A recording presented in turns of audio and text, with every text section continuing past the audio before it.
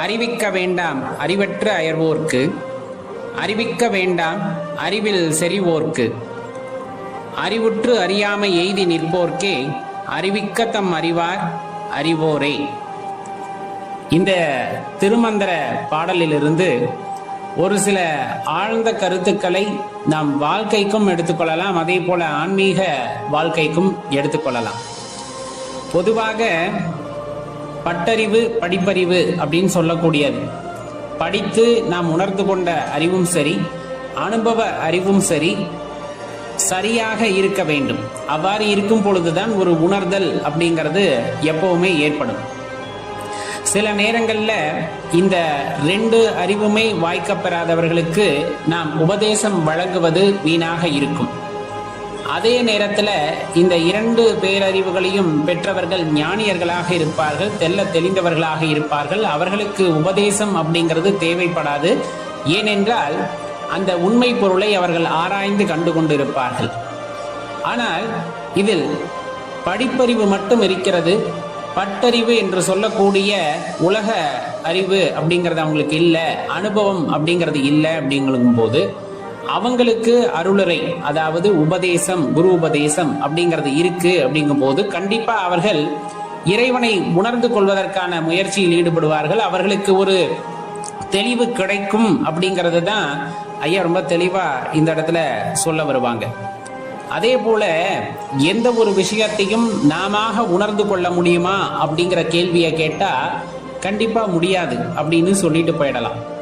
யாராவது ஒருவர் அடையாளம் காட்டும் பொழுது இன்னது இதுதான் அப்படிங்கிறத அடையாளம் காட்டும் பொழுதுதான் நம் மனம் அதை உள்வாங்கி கொண்டு அதை உட்கிரகித்துக் கொள்கிறது. எந்த பொருளாயினும் சரி, அந்த பொருளை இன்னார் தொட்டு காட்டும் பொழுது நம்மால் அதை உணர்ந்து கொள்ள முடிகிறது.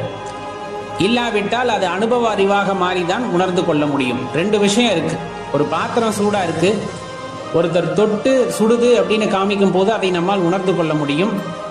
அப்படி இல்லைன்னா நம்ம தொட்டு அது சுடுதுன்னு நாமே உணர்ந்து கொள்ள முடியும். ரெண்டே விஷயம்தான். இப்ப இந்த அனுபவ அறிவு அப்படிங்கிறது பார்த்தீங்கன்னா நாமே தொட்டு உணர்வது. அதே போல நம்ம சொல்லக்கூடிய படிப்பறிவு அப்படிங்கிறது ஒருத்தர் தொடும் போது சுடுது அப்படின்னு அவங்க காட்டக்கூடிய அந்த சமிக்கைகளிலிருந்து நாம் உணர்ந்து கொள்வது. இந்த ரெண்டுமே வாழ்க்கைக்கு தேவையான ஒரு விஷயம்தான். நம்ம படிப்பறிவிலிருந்து சில விஷயங்களை உணர்ந்து கொள்ளலாம், பட்டறிவிலிருந்து நிறைய விஷயங்களை உணர்ந்து கொள்ளலாம். அப்ப இறைவனை நாம் உணர்ந்து கொள்ள வேண்டும் என்றால் அனுபவ அறிவு அப்படிங்கிறது அவசியம் தேவை. ஒருத்தர் சொல்றாங்க அப்படிங்கும் போது நம்ம அந்த சொற்களை மட்டும்தான் உள்ளே கொண்டு போவோமே தவிர மாறாக அந்த உண்மையான அனுபவம் அப்படிங்கிறது நமக்கு கிடைக்கிறது இல்லை. அவ்வாறு அந்த அனுபவம் கிடைக்க வேண்டும் என்றால் கண்டிப்பா இறைவனை நோக்கிய பயணத்தை நாம் செய்தாக வேண்டும் அப்படிங்கிறத எக்காலத்திலும் மறந்து விடாதீர்கள். பெரும்பாலும் இந்த வினை பயனின் காரணமாகத்தான் நமக்கு வாழ்க்கையே உண்டாகிறது அப்படின்னா அதில் எந்த மாற்று கருத்தும் இருக்க முடியாது.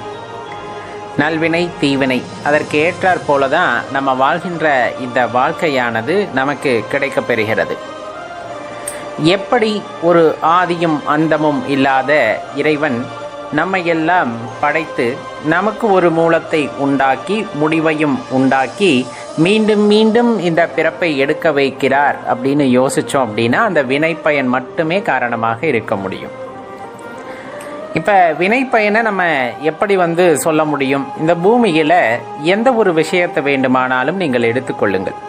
உதாரணத்திற்கு இப்போ தாவர வகைகளை எடுத்துக்கிறீங்க, மர வகைகளை எடுத்துக்கிறீங்க அப்படின்னா ஒரு வித்து அப்படிங்கிறது கண்டிப்பாக தேவைப்படுகிறது. ஒரு விதையானது இருக்கும்போது அந்த விதையிலிருந்து அந்த விதை மண்ணில் விழுந்து சரியான அளவில் நீர் அந்த இடத்துல கலந்து வெப்பமும் சாதகமாக இருக்கும் பொழுது அங்கே ஒரு செடியானது உண்டாகி அது காலப்போக்கில் வளர்ந்து ஒரு மரமாகி அது மொட்டு அதுக்கப்புறம் பூ என்ற நிலையை அடைகிறது. மகரந்த சேர்க்கை அடைந்த பிறகு அது ஒரு காயை உண்டாக்கி கனியை உண்டாக்கி அந்த கனிக்குள்ளே விதை உண்டாகி அது மீண்டும் அந்த விதையிலிருந்து செடியாக உருவெடுக்கிறது. இது ஒரு தொடர்ந்து நடக்கக்கூடிய ஒரு நிகழ்வு.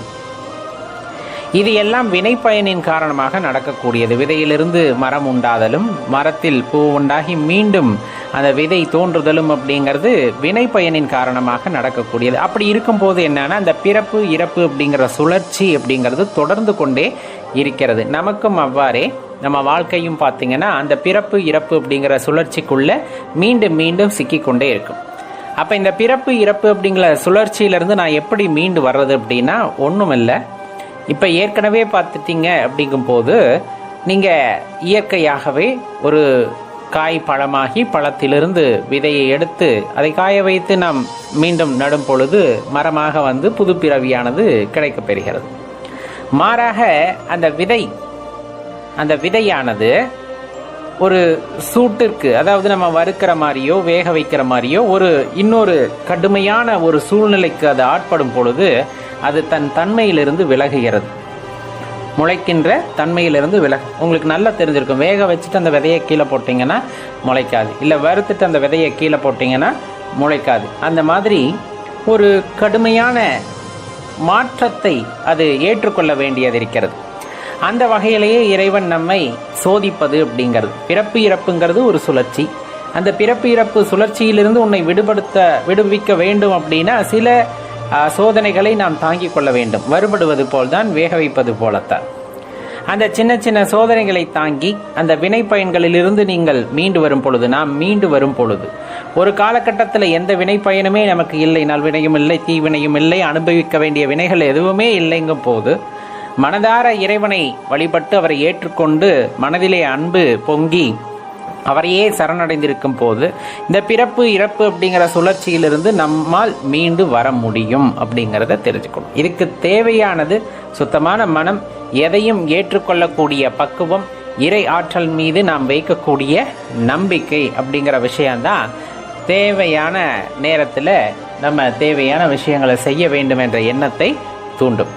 இப்படியே நம்ம ஒரு வினையின் காரணமாக மீண்டும் மீண்டும் பிறப்பெடுப்பதை தவிர்ப்பதற்காக நாம் செய்கின்ற அல்லது ஏற்றுக்கொள்கின்ற சில போராட்டங்கள், சில சோகங்கள் அல்லது சில கஷ்டங்கள் இதையெல்லாம் பெரிதுபடுத்தாமல் இறைவனின் நினைவிலேயே நீங்காமல் இருக்கும் பொழுது, அந்த இறை சிந்தனையிலேயே இருக்கும் பொழுது நாம் அந்த வினை பயனை அல்லது அந்த வினை பயனிலிருந்து வெளிவர முடியும் அப்படிங்கிறத தெளிவாக தெரிந்து கொள்ள வேண்டும் நண்பர்களே. அப்போ நம்மளுக்கு அந்த பிறப்பு இறப்பு அப்படிங்கிற சுழற்சியிலிருந்து நம்மால் வெளிவர முடியும். அதற்கு என்ன அடிப்படையாக இருக்கும் என்றால் இறைவனின் கருணை ஒன்றே அதற்கு அடிப்படையாக இருக்க முடியும். நாம் எண்ணங்கள் அப்படிங்கிறது நம்ம கட்டுப்பாட்டில் இருக்கிறதா நம்ம நினச்சிக்கிறோம். ஆனால் சில நேரங்களில் அதுவும் நம் கட்டுப்பாட்டில் இல்லை அப்படிங்கிறதும் நம்ம உணர வரும். இதற்கெல்லாம் காரணம் எல்லாம் அல்ல அந்த இறைவன் மட்டுமே. அப்போ நம்ம எண்ணங்களை சீர்படுத்தி நம் எண்ணங்களை அவரின் மீது குவிக்க வைத்து நாம் எந்த விதமான மாற்றத்திற்கு வேண்டுமானாலும் ஆட்பட தயாராக இருக்கிறேன் என்பதை அவருக்கு உணர வைக்கும் பொழுது அதற்கான பரீட்சைகளையும் நமக்கு வைத்து உண்மையாக அதற்கு தகுதி பெற்று விட்டோமா என்று அறிந்து கொண்ட பின்னர் வறுத்த விதையாக வேக வைத்த விதையாக நம்மை மாற்றி அவரின் காலடியிலே நமக்கு ஒரு இடத்தையும் கொடுப்பார். மீண்டும் பிறவாத நிலையை கொடுத்து எப்பொழுதுமே இறைவனுடன் இருக்கின்ற அந்த வாய்ப்பை நமக்கு கொடுப்பார். அப்படிங்கிறதுல எந்த மாற்று கருத்தும் வேண்டாம். நம்ம எண்ணுகின்ற எண்ணம் தூய்மையாக இருத்தல் வேண்டும். அந்த எண்ணத்திலே இறைவன் ஊறி திளைத்திருக்க வேண்டும்.